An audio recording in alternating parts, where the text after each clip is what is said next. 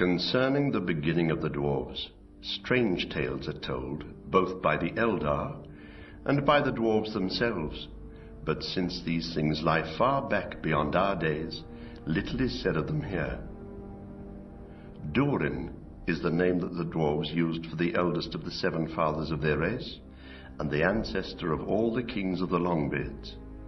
He slept alone until in the deeps of time and the awakening of that people he came to Azanulzebar, and in the caves above Heled Zaram in the east of the Misty Mountains he made his dwelling, where afterwards were the mines of Moria, renowned in song.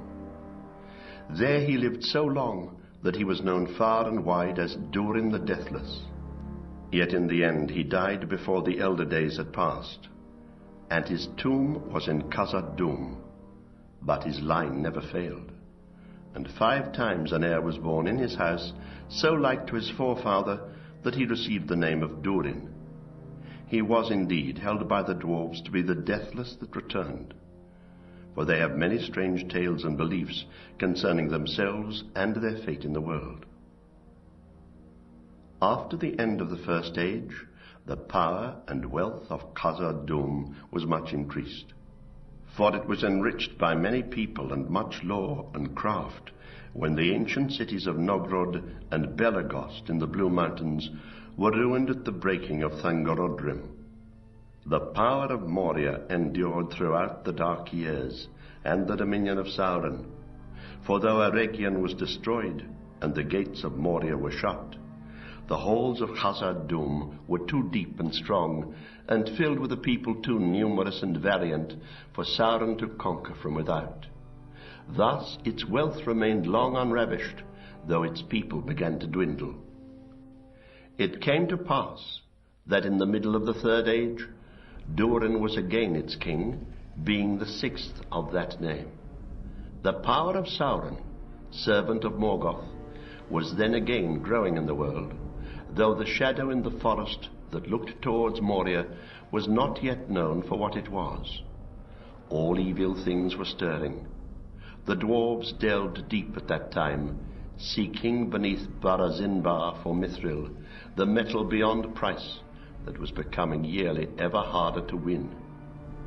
Thus they roused from sleep a thing of terror that, flying from Thangorodrim, had lain hidden at the foundations of the earth since the coming of the host of the West, a Balrog of Morgoth. Or perhaps they released it from prison.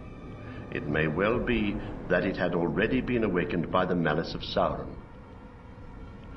Durin was slain by it, and the year after, Nine the First, his son, and then the glory of Moria passed, and its people were destroyed or fled far away. Most of those that escaped made their way into the north, and Thrain the First, Nine's son, came to Erebor, the lonely mountain near the eastern eaves of Mirkwood, and there he began new works and became king under the mountain. In Erebor he found the great jewel, the Arkenstone, heart of the mountain. But Thorin the First, his son, removed and went into the far north to the Grey Mountains, where most of Durin's folk were now gathering, for those mountains were rich and little explored.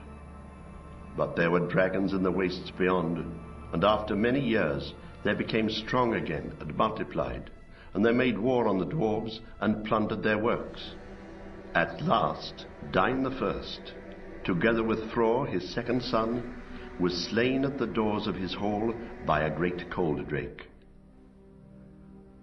Not long after most of Durin's folk abandoned the Grey Mountains, Gror, Dain's son, went away with many followers to the Iron Hills, but Thror, Dain's heir, with Borin, his father's brother, and the remainder of the people, returned to Erebor. To the great hall of Thrain, Thror brought back the Arkenstone, and he and his folk prospered and became rich, and they had the friendship of all men that dwelt near. For they made not only things of wonder and beauty, but weapons and armor of great worth, and there was great traffic of ore between them and their kin in the Iron Hills. Thus the Northmen who lived between Kelduin, river running, and Carnen, red water, became strong and drove back all enemies from the east. And the dwarves lived in plenty, and there was feasting and song in the halls of Erebor. So the rumour of the wealth of Erebor spread abroad and reached the ears of the dragons. And at last Smaug the Golden, greatest of the dragons of his day, arose and without warning came against King Thror and descended on the mountain in flames. It was not long before all that realm was destroyed, and the town of Dale nearby was ruined and deserted. But Smaug entered into the great hall and lay there upon a bed of gold. From the sack and the burning many of Thror's kin escaped. And last of all from the halls by a secret door came Thror himself and his son Thrain II.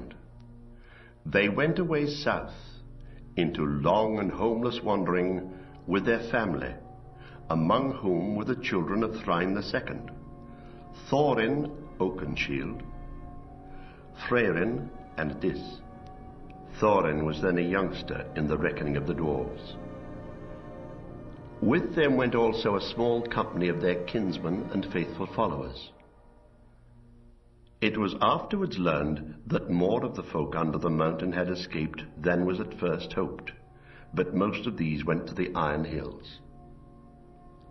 Years afterwards, Thror, now old, poor, and desperate, gave to his son Thrain the one great treasure he still possessed, the last of the 7 rings. And then he went away with one old companion only, called Gnar. Of the ring he said to Thrain at their parting, "This may prove the foundation of new fortune for you yet, though that seems unlikely. But it needs gold to breed gold." "Surely you do not think of returning to Erebor?" said Thrain. "Not at my age," said Thror. "Our vengeance on Smaug I bequeath to you and your sons. But I'm tired of poverty and the scorn of men. I go to see what I can find." He did not say where.